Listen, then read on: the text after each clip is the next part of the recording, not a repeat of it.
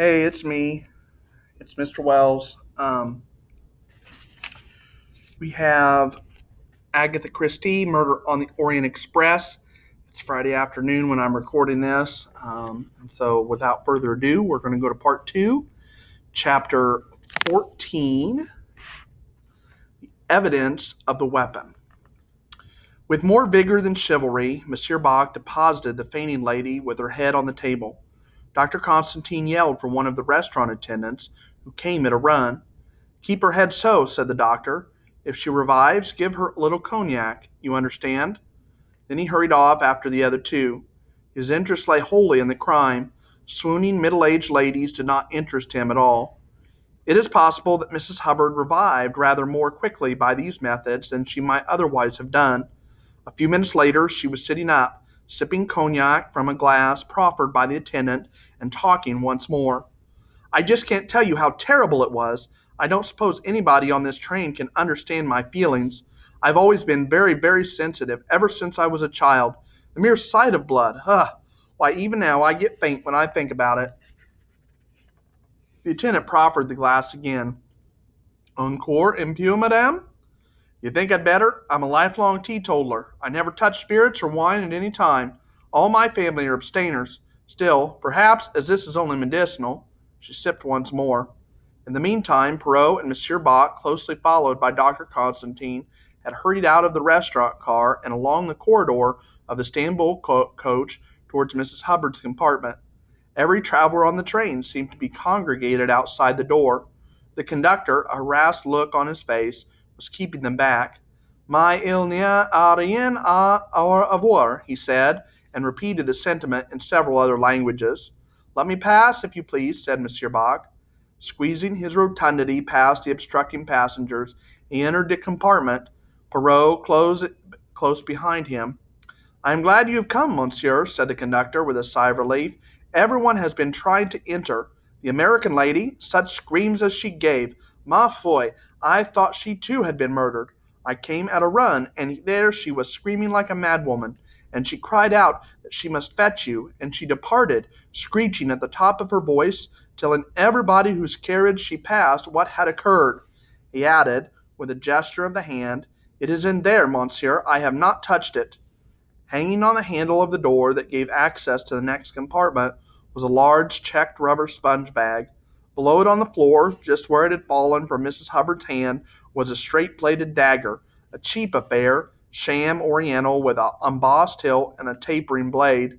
The blade was stained with patches of what looked like rust. Perrault picked it up delicately. "Yes," he murmured, "there is no mistake. Here is our missing weapon, all right, doctor?" The doctor examined it. "You need not be so careful," said Perrault. "There will be no fingerprints on it save those of Mrs. Hubbard." Constantine's examination did not take long. "It is the weapon, all right," he said. "It would account for any of the wounds." "I implore you, my friend, do not say that." The doctor looked astonished. "Already we are heavily overburdened by coincidence. Two people decide to stab Monsieur Ratchet last night. It is too much of a good thing that both of them should then select the same weapon." "As to that, the coincidence is not perhaps so great as it seems," said the doctor. "Thousands of these sham Eastern daggers are made and shipped to the bazaars of Constantinople." "You console me a little, but only a little," said Perrault. He looked thoughtfully at the door in front of him. Then, lifting off the sponge bag, he tried the handle. The door did not budge. About a foot above the handle was the door bolt. Perrault drew it back and tried again. Still the door remained fast. "We locked it from the other side, you remember," said the doctor. "That is true," said Perrault absently. He seemed to be thinking about something else. His brow was furrowed as though in perplexity. "It agrees, does it not?" said Monsieur Bach. "The man passes through this carriage. As he shuts the communicating door behind him, he feels the sponge bag. A thought comes to him, and he quickly slips the blood-stained knife inside. Then, all unwitting that he has awakened Mrs. Hubbard, he slips out through the other door into the corridor." "As you say," murmured Perrault, "this is how it must have happened." But the puzzled look did not leave his face. "But what is it?" demanded Monsieur Bach. "There is something, is there not, that does not satisfy you?" Perrault darted a quick look at him.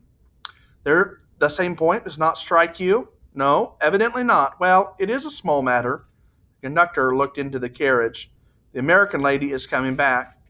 Dr. Constantine looked rather guilty. He felt, treated Mrs. Hubbard rather cavalierly. But she had no reproaches for him. Her energies were concentrated on another matter. I'm going to say one thing right out, she said breathlessly as she arrived in the doorway. I'm not going on any longer in this compartment. Why, I wouldn't sleep in it tonight if you paid me $1,000,000.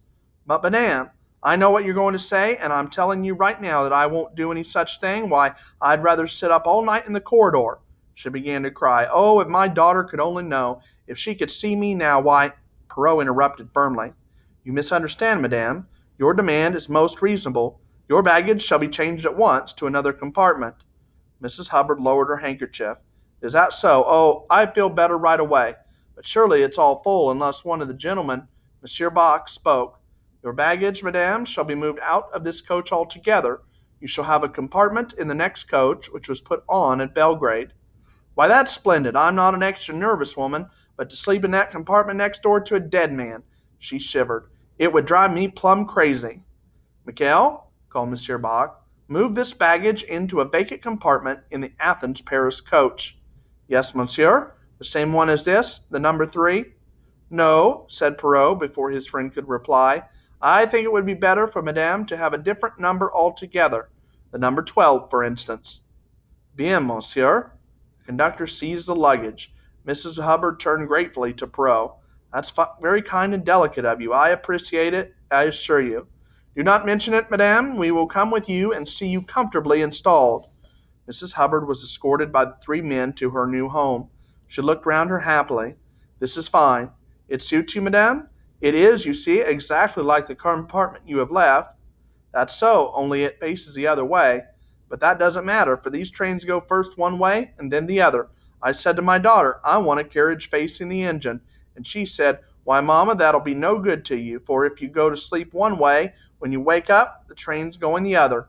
And it was quite true what she said. Why, last evening we went into Belgrade one way and out the other. At any rate, madame, you are quite happy and contented now? Well, no, I wouldn't say that. Here we are stuck in a snowdrift, and nobody doing anything about it, and my boat sailing the day after tomorrow. Madame, said Monsieur Bach, we are all in the same case, every one of us. Well, that's true, admitted Miss Hubbard, but nobody else has had a murderer walking right through a compartment in the middle of the night. What still puzzles me, madame, said Perrault, is how the man got into your compartment if the communicating door was bolted, as you say. You are sure it was bolted? Why, the Swedish lady tried it before my eyes. Let us just reconstruct that little scene. You were lying in your bunk, so, and you could not see for yourself, you say. No, because the sponge bag. Oh my, I shall have to get a new sponge bag. It makes me feel sick at my stomach to look at this one. Perrault picked up the sponge bag and hung it on the handle of the communicating door into the next carriage.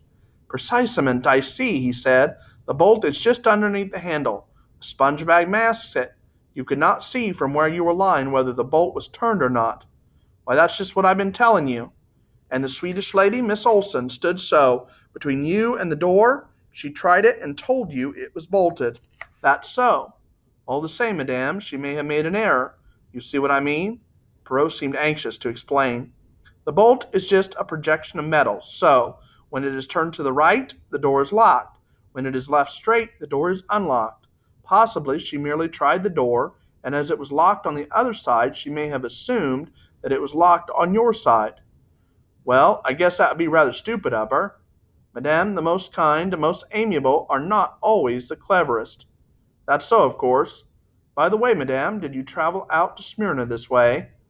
No, I sailed right to Stamboul, and a friend of my daughter's, Mr. Johnson, a perfectly lovely man, I'd like to have you know him, met me and showed me all round Stamboul, but it was a very disappointing city, all tumbling down, and as for those mosques and putting on a great shuffling things over your shoes, where was I?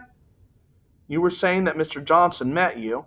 That's so, and he saw me on board a French messenger's boat from Smyrna, and my daughter's husband was waiting right on the quay. What he'll say when he hears about all this. My daughter said this would be just the safest, easiest, very way imaginable. You just sit in your carriage, she said, and you land right in Paris, and there the American Express will meet you. And oh dear, what am I to do about canceling my steamship passage? I ought to let them know. I can't possibly make it now. This is just too terrible." Mrs. Hubbard showed signs of tears once more. Perrault had been fidgeting slightly, seizing his opportunity. "You have had a shock, madame. The restaurant attendant shall be instructed to bring you along some tea and some biscuits." "I don't know that I'm so set on tea," said Mrs. Hubbard tearfully.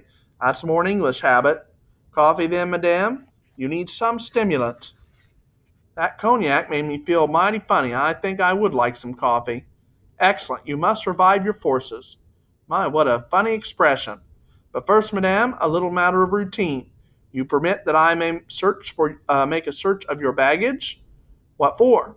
"We are about to commence a search of all the passengers' luggage. I do not want to remind you of an unpleasant experience, but your sponge bag, remember?" "Mercy, perhaps you'd better. I just couldn't bear to get any more surprises of that kind." The examination was quickly over. Mrs. Hubbard was traveling with the minimum of luggage: a hat box, a cheap suitcase, and a well burdened traveling bag. The contents of all three were simple and straightforward, and the examination would not have taken more than a couple of minutes had not Mrs. Hubbard delayed matters by insisting on due attention being paid to photographs of "my daughter" and of two rather ugly children, "my daughter's children." Aren't they cunning? All right. Have a great weekend, and I will see you next week when we pick up with Chapter 15, The Evidence of the Passenger's Luggage. Peace out. Oh, wait a minute. I'm supposed to say that one thing where I say, don't forget to hit like, subscribe, enable your notifications so you can see all my great ELA videos here at Hubston, where it's always a great day.